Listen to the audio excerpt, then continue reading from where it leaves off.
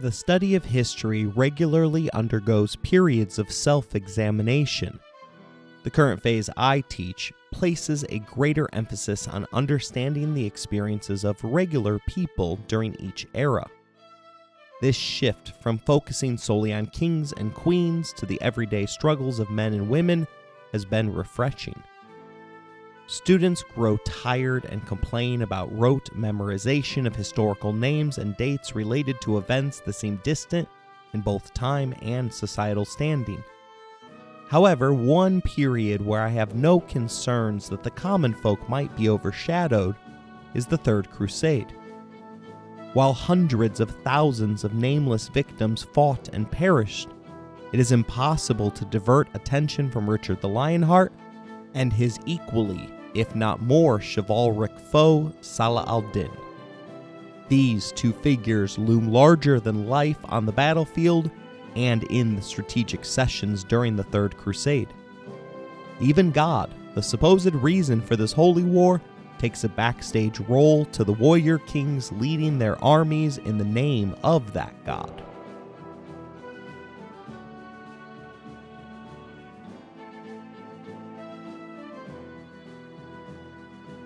You're listening to Empires, Anarchy, and Other Notable Moments, a podcast designed for deep dives that assist in the teaching of history.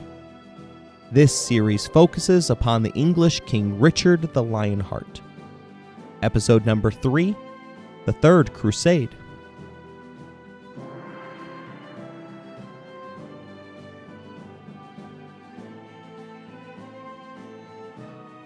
To delve deeper into the conflict between Richard and Salah al-Din, it's essential to address other key figures in the Third Crusade promptly. One such figure is the German Holy Roman Emperor Frederick Barbarossa, who led the third portion of the army through a land route in Turkey. Unfortunately, almost a year after Richard set foot in the Holy Land, Barbarossa drowned in the Salif River. Accounts of his death vary, with some suggesting that he was thrown from his horse, while others propose a heart attack during a river bath. Regardless, all accounts agree on his drowning. This unfortunate event significantly diminished the expected force, as 1/3 of the troops, mostly German, abandoned the army, and another third succumbed to disease upon reaching the Middle East. Only the final third made it to the battlefields of the Third Crusade, falling far short of the anticipated numbers that Richard and Philip had planned for. With Barbarossa down and out, we can shift our focus to Philip, the French king. We'll soon discuss his role in the unfolding events. But before we do that, let's explore the origins of the conflict. The initial capture of Jerusalem, a holy city for Judaism, Christianity, and Islam, occurred somewhat accidentally. Pope Urban II called for the crusade at the behest of the Patriarch of the Byzantine Empire, who felt threatened by advancing Muslim forces. Originally intended to address the immediate threat, the Crusaders ended up conquering Jerusalem on July 15, 1099. Just over 4 years after the war had been declared. The war's conclusion is contentious among historians, with a significant event being the sacking of Jerusalem, culminating in a mass slaughter of all men, women, and children in the city. For 3 days, Christian knights wielded their swords, resulting in a massacre that left Christian and Muslim communities haunted.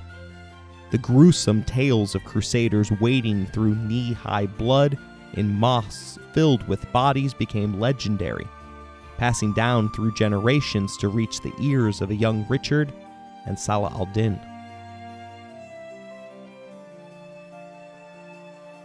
The Second Crusade, initiated in 1147, marked a significant chapter in history, involving King Philip's father Louis and his then-wife Eleanor, who would later become Richard's mother. During this conflict, Salah al-Din, then only 9 years old, witnessed the beginning of a series of events that would eventually propel him to power. The primary objective of the Second Crusade was to safeguard the Christian-founded Crusader states from falling one by one, akin to a game of dominoes. Despite winning battles, by the Crusade's end, Christians found themselves in a precarious situation. While retaining control of the Crusader states, mutual distrust characterized their relationships from this point forward. This environment post-Second Crusade created an opportunity for a skilled military commander to exploit, and Salah al-Din proved more than capable for the task.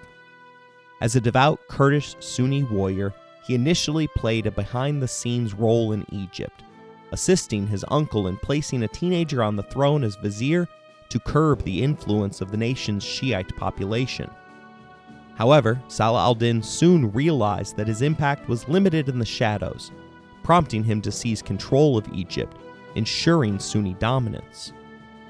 Shortly after this power move, Salah al-Din faced a challenge from his former mentor, Nur ad-Din, who summoned a force to invade Salah al-Din's Egypt. In a twist of fate, Allah seemingly intervened by striking down Nur ad-Din. Salah al-Din seized upon the opportunity, invading Syria, the intended location of the Second Caliphate of the Middle East. While the Second Crusade had instilled confidence in the Arab world regarding their ability to repel Christians, it was Salah al-Din's consolidation of the Muslim world that truly empowered them to do so. In 1182, Salah al-Din initiated his moves against the Crusader states, employing a patient and deliberate strategy. By 1187, he had gained control over the majority of the Kingdom of Jerusalem. Recognizing the imminent loss of the city, the Christian King Guy led a desperate army out to confront the enemy. Salah al-Din, a master tactician, utilized the harsh elements to his advantage. Harassing the Christian forces throughout the hot days preceding the battle, he deliberately wore down their men. Salah al-Din only revealed his forces after the Crusaders, fatigued and thirsty from marching through the desert heat without water, were at their weakest. His men set the grasslands on fire, blowing hot smoke at the exhausted and demoralized Crusaders. The ensuing Battle of Hattin became a one-sided and bloody affair.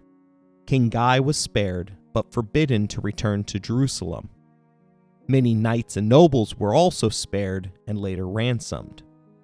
However, as a gesture of respect for their formidable fighting abilities, the Templar Knights and Hospitallers were all executed.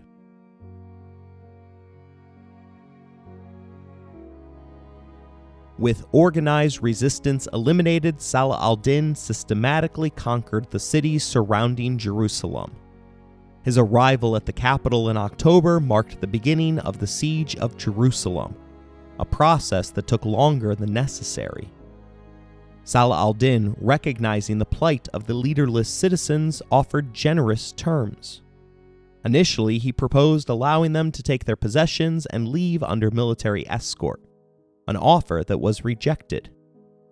Subsequently, he offered them the option to stay, with the condition that if an opposing army arrived within 6 months, they would be expelled from the city.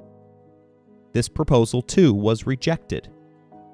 It was at this point that Salah al-Din decided it was time for payback, echoing the Christian sacking of Jerusalem that occurred in 1099, where Crusaders were said to have waded through knee-high blood in mosques searching for more victims. The rigid honor code of Salah al-Din got in the way of a quick and efficient slaughter, though. Balian of Ibelin, a French participant in the Battle of Hattin, sought permission from Salah al-Din to enter Jerusalem to rescue his family before the expected slaughter. Salah al-Din granted this request on a condition that Balian stay no longer than 24 hours. However, moved by the pleas of Jerusalem's citizens, Balian returned to Salah al-Din at the designated time, but requested permission to stay and organize the city's defense against him. Balian argued that his oath to God to protect innocents took precedence over his prior oath to Salah al-Din. After consulting with religious scholars, Salah al-Din accepted Balian's reasoning, allowing him to organize the city's defenses.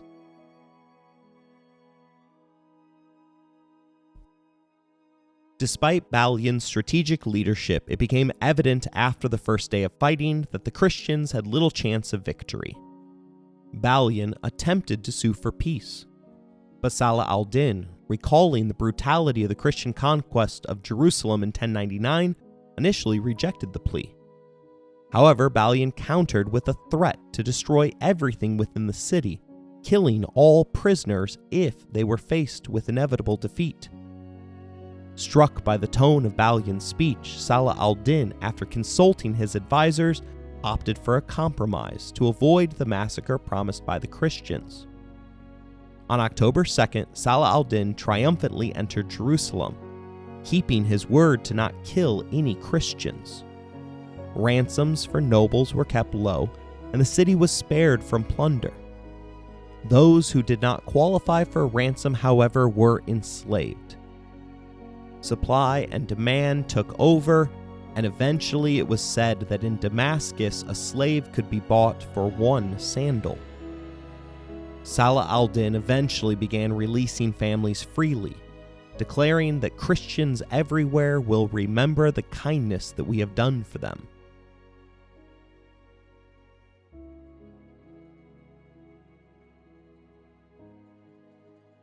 He couldn't have been more wrong. Despite Salah al-Din's efforts to show kindness, many of the released prisoners joined the Crusader defenders in the nearby city of Tyre. In contrast, the Jews who remained in Jerusalem hailed Salah al-Din as a second coming of Cyrus the Great, honoring him for his tolerance.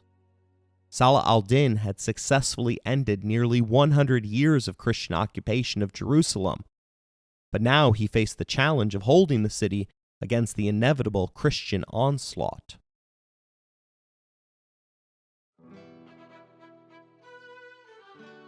That anticipated Christian assault gained momentum with the arrival of Richard in Acre.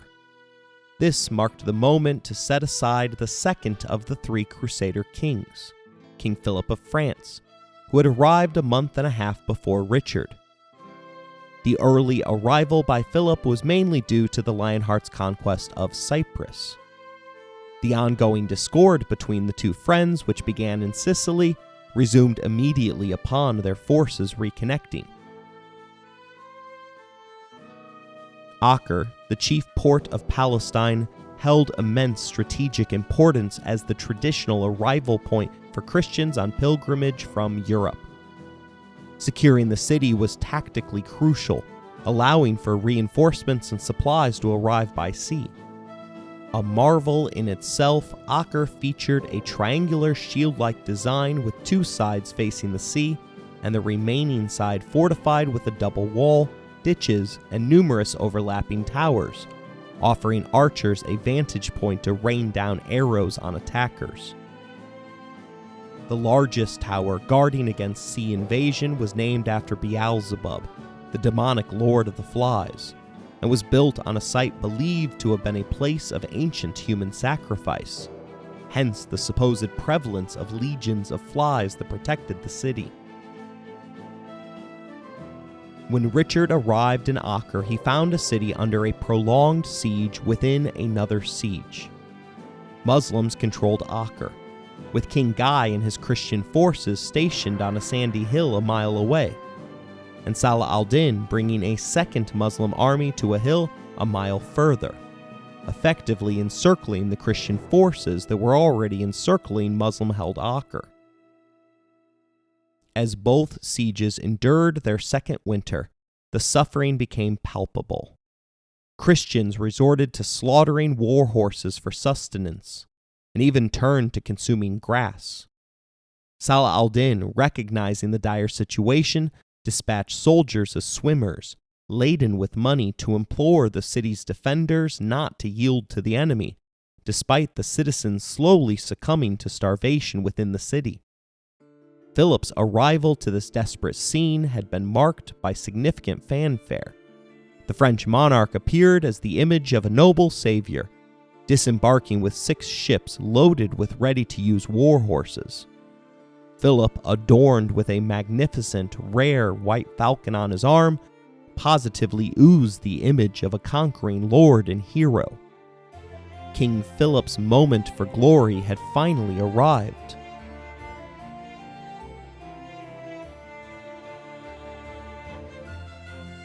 Philip contributed siege engines and forces to the ongoing efforts against Beelzebub's tower, which guarded the sea. Tunnels were dug beneath the tower in an attempt to sap its walls. While these efforts would eventually bear fruit, they did little to immediately turn the tide of the siege. Ironically, Philip's falcon abandoned the Christian cause shortly after arrival, finding a new perch on Acre's walls. In a curious turn, Philip's first communication with the Muslims in the cities was not a demand for their surrender, but an offer of 1,000 gold pieces for the safe return of his bird. Philip also entered the widening political struggle over the rightful king of the currently lost Kingdom of Jerusalem. While King Guy claimed to retain the throne, Philip threw his support behind Conrad de Montferrat as the rightful heir. Guy's tenuous connection to the throne, which he had lost to Salah al-Din, relied on the bloodline of his deceased wife. In contrast, Conrad, seizing the opportunity, had married Guy's wife's still living sister, asserting a stronger bloodline connection than the widowed Guy. Meanwhile, Philip's efforts to weaken the city walls proved more successful than his attempts to retrieve his falcon. The Crusaders breached the walls twice, only to be repelled by the city's defenders. However, a week before Richard's arrival, the Count of Flanders, who controlled a strategic region between France and Belgium, was killed without an heir. Philip, harboring long-standing ambitions to annex Flanders to France, began to see more value in his kingdom fighting for Flanders than Jerusalem.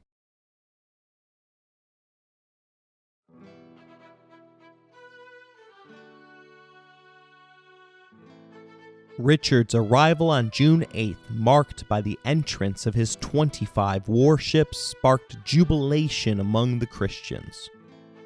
They gathered in Philip's royal tent for a quick briefing, during which Richard shared the harrowing tale of his adventures to rescue his new bride on Cyprus. Rather than congratulating his friend on his heroic deeds, Philip demanded half of the island due to their 50-50 loot agreement. This was despite the fact that the French had been involved even less on Cyprus than they had during the Sicilian rampage. Richard cleverly deflected by agreeing to the Cyprus split, but insisted on an equal share of the recently available Flanders. Richard exploited Philip's Achilles heel, his obsession with money.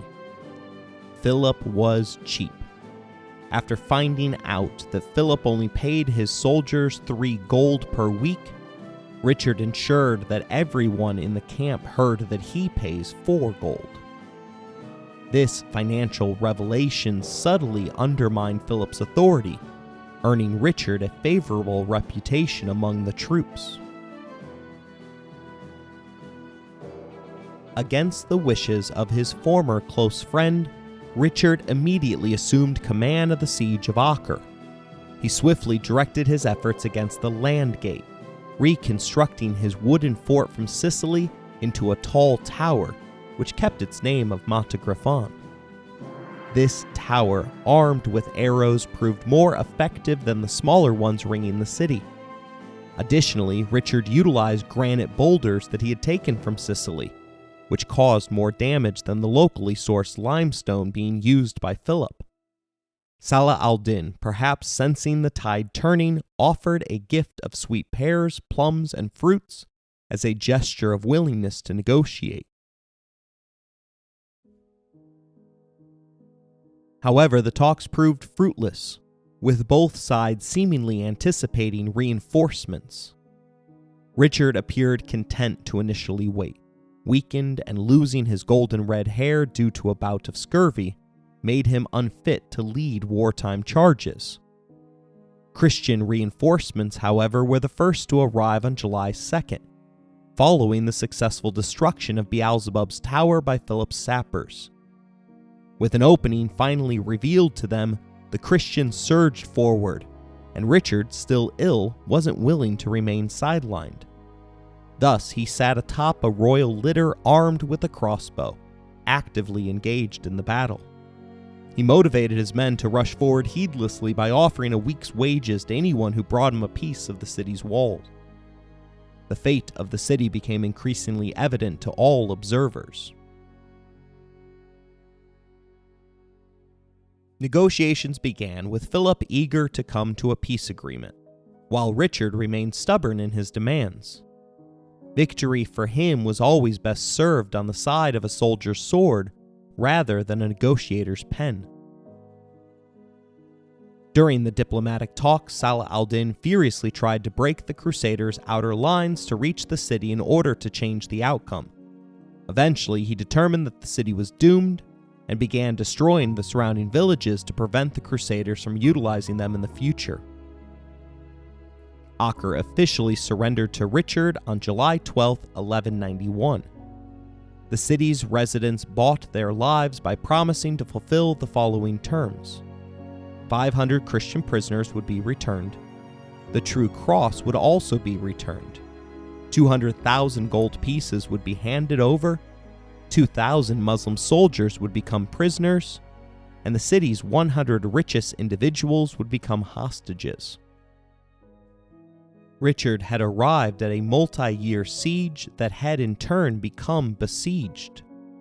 Within a month of his arrival, he had gained control of the city, and his legend in the Middle East had begun to grow. The Christians quickly worked to rebuild the city's defenses, took down their own wooden fortress/tower, and packed it away in its travel kit.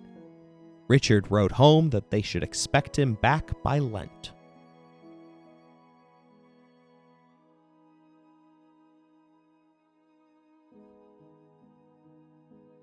Salah al-Din was honor-bound to fulfill the promises that Acre's defenders had accepted as the terms of surrender, despite not being consulted in the negotiations. He had to come up with additional prisoners to send, choose which Christian prisoners to include, find the 200,000 gold pieces, as well as summon the true cross, which had been taken in the Battle of Hattin. Salah al-Din struggled to meet these demands and suggested paying in monthly installments. Richard, however, was not moved and demanded swift payment. He eventually gave an ultimatum. Failure to fulfill the deal would result in the death of all Muslim prisoners in Richard's possession. The Muslims thought that Richard was bluffing, but he wasn't. A few days after the deadline passed, Richard marched approximately 2,700 Muslim soldiers outside the walls of Acre and proceeded to have them executed one by one, all within sight of Salah al-Din's army. This unimaginable violation of the code of chivalry struck at the core of Salah al-Din, who, when he had the power, had mostly released or ransomed Christian prisoners in his possession. He truthfully had believed that Christians everywhere will remember the kindness that we have done for them.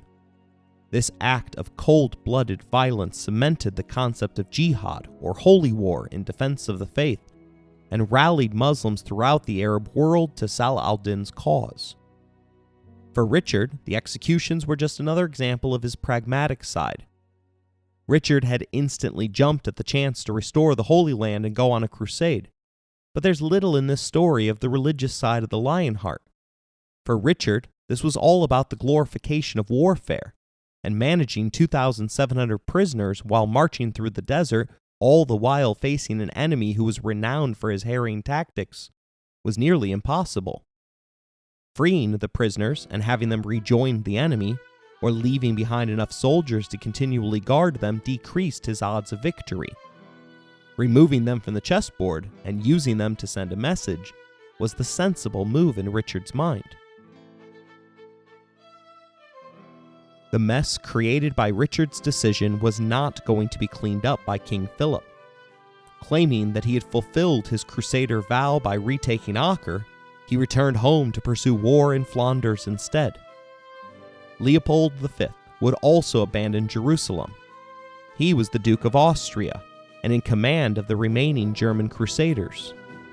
The departure of these leaders was a bigger problem for Richard than just for their skill or their men-at-arms. For once they returned back to their respective homes, these two men would jeopardize the interests and integrity of Richard's Angevin Empire. Their departure placed an invisible clock hanging over Richard's head. He would have to end the crusade in a timely manner, or risk arriving home to chaos that was sowed by his enemies. And he would have to do it utterly alone.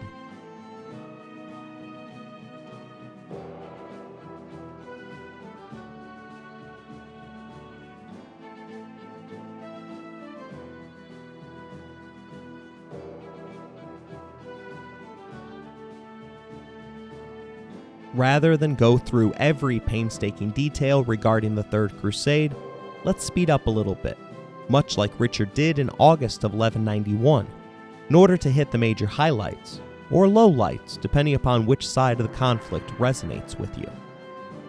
From Acre, Richard's army traveled south to Caesarea.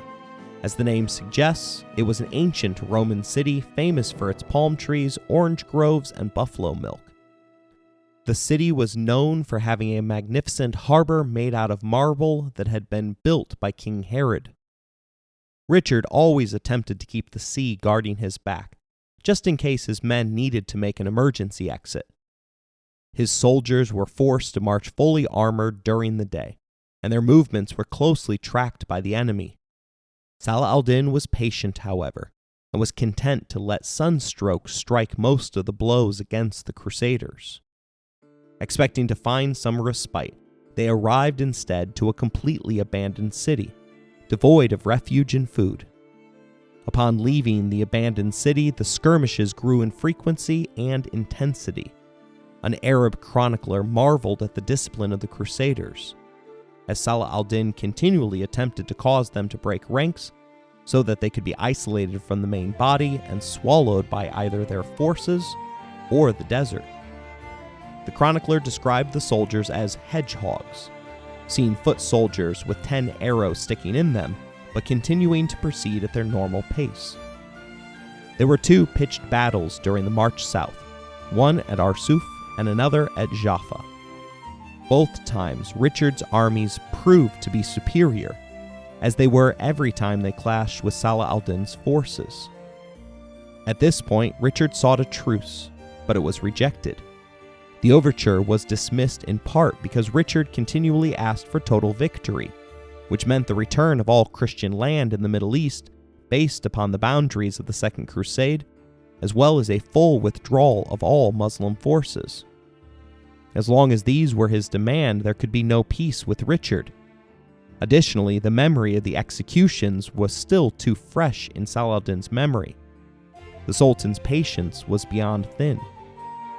On September 6, 1191, he had two Christian negotiators beheaded, a rare loss of composure for the normally chivalric general.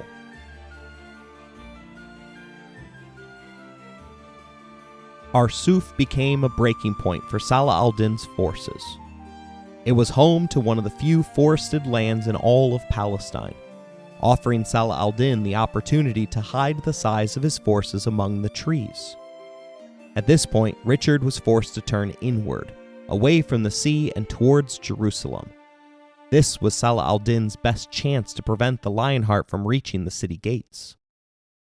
His plan was to lure his enemy into the woods and then light the entire forest ablaze. However, the fire never came. Richard's men stayed as far from the forest center as they could, even resting for a night in the midst of a wet marsh. The Battle of Arsuf occurred along a narrow 1 to 2 mile plateau. Salah al-Din outnumbered the Crusaders by a 2-to-1 margin. When the assault came, Richard demanded that his men form a defensive shield wall and not break ranks. Chroniclers describe the Crusader forces as a flock of sheep in the jaws of wolves, with nothing but the sky above and the enemy all around them. Hails of arrows filled that sky, and still Richard would not let his troops break ranks. Desperate to break their resolve, Salah al-Din himself entered the battlefield. The Knights Hospitallers broke first, breaching their discipline with a charge. Richard wanted to exhaust the enemy, including their horses, so that they would be unable to retreat. However, when the Hospitallers charged, Richard's infantrymen and cavalry charged with them. The timing was fortuitous, as the Muslims were so caught off guard by the frenzied assault that the trap of Arsuf turned into a rout.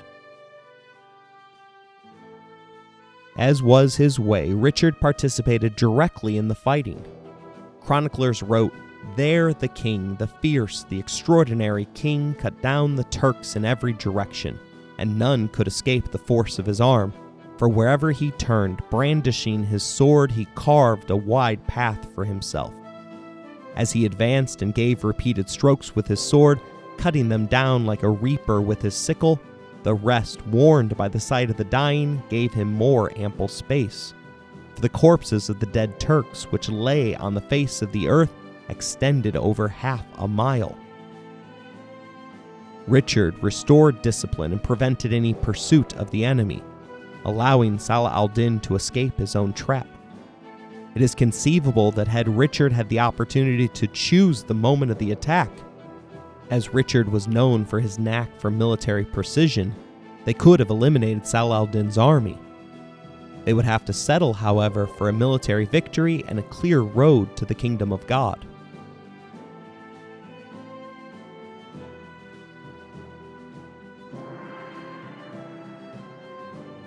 Defeated once again in battle by Richard, the path to Jerusalem was now clear. There would be no stopping Richard from reaching the holy city. The best that Salah al-Din could do was to make the path as difficult as possible. He achieved this by destroying most of the land between him and Lionheart, utilizing scorched earth tactics on land that he was trying to retain. Twice, Richard's army reached Beit Nuba, a location only 12 miles from Jerusalem. Both times, Richard pulled his men back rather than besieging the city. This was an act that occurred due to Richard's overabundance of caution. Had Richard attacked, Muslim morale was so low that he likely would have won the city. However, Richard was deathly afraid of reinforcements coming to surround his army, cutting them off from the sea and supplies. If such a thing were to occur, he believed that they would suffer like the Christians did in the Battle of Hadden and the Siege of Acre. The decision not to attack when they were literally within sight of the city fractured the command structure and leadership of the Crusade. Richard had come to be regarded as the singular voice of the army, but political missteps, including first supporting King Guy's return to the throne, only to later dismiss him and shift to Guy's political rival Conrad de Montferrat, undercut his voice. The assassination of Montferrat a few days after Richard switched his endorsement further diminished Richard's credibility, as it was openly discussed whether he had been behind the assassination. Many of the Crusaders, the everyman of this story, believed that they were doing God's work, and in the same way that the peasants and children of other Crusaders believed that God would protect them, spoiler alert, he didn't, they believed that they were destined to take the city. Richard, however, could not get out of the way of his own pragmatic thoughts. While it may be odd for a man whose historical legacy is etched in military charges, Professor John Hostler of Morgan State University writes that it was Richard's restraint that set him apart from other historical military leaders. With the end literally in sight, Richard was able to rein in his love of adventure with patience, self-restraint, self-sacrificing generosity, and curiously, a real disinterestedness. He was somehow able to control his impulses that sought individual glory in order to wage a more effective military campaign. Syracuse professor Michael Martowski does not see restraint in this decision. He sees a failure of intelligence, pointing out that every single time Richard put the Crusaders into action, whether siege, march, skirmish, or open battle, the Muslims lost or retreated. His unwillingness to roll the dice in this moment, therefore, was ultimately his undoing.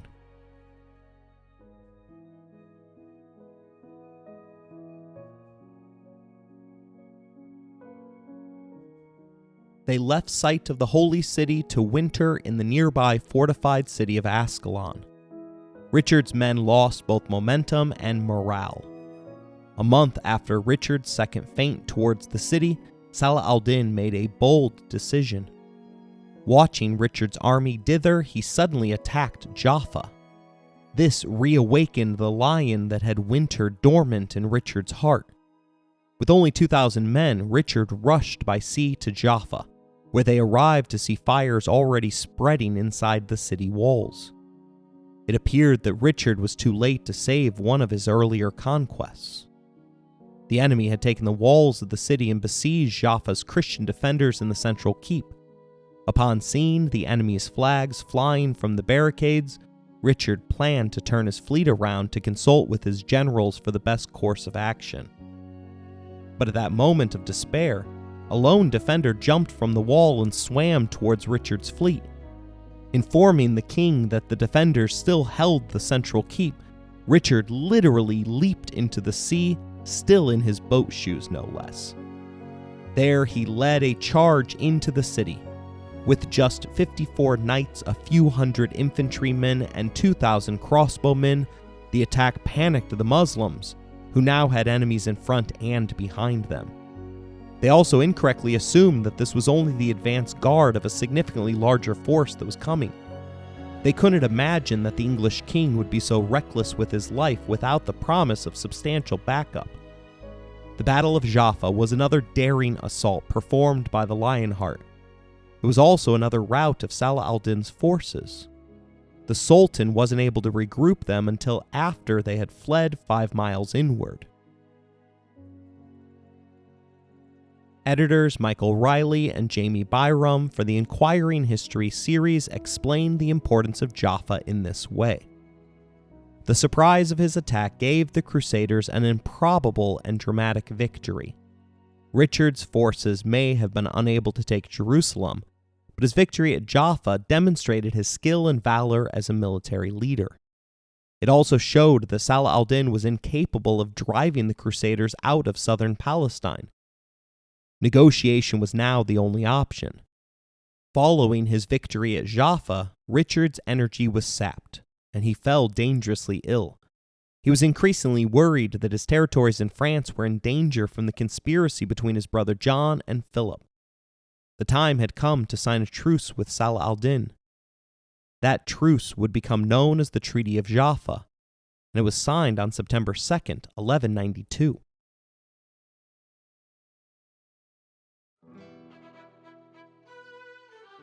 For the first time, Richard dropped his demands for total victory, instead opting for a 3-year-long ceasefire. The terms were simple. The Christians would have to destroy their fortress city of Ascalon, a thorn in Salah al-Din's side, but they could continue to hold on to Jaffa and the surrounding seacoast, providing them a landing spot for when hostilities inevitably resumed. Trade could begin again, and Christian pilgrims would be allowed to return to Jerusalem under a flag of peace. There was one exception to this last part that allowed all Christians to enter the holy city, as Richard himself was forbidden from entering it to visit the holy sites. The two military leaders signed the document separately, and they never met in person, as Salah al-Din felt it was inappropriate to meet while in the midst of hostilities. 1 month and a week later, Richard was aboard a ship abandoning the crusade with a personal vow to return to finish the job. It was a vow that he would be unable to keep. His brother John, his former friend Philip, and his former ally in war Leopold had all moved against him. He was sailing away from one war and into another. The war that he was headed towards, however, would have to be fought in the political arena. which was the only arena where Richard was ever at a disadvantage.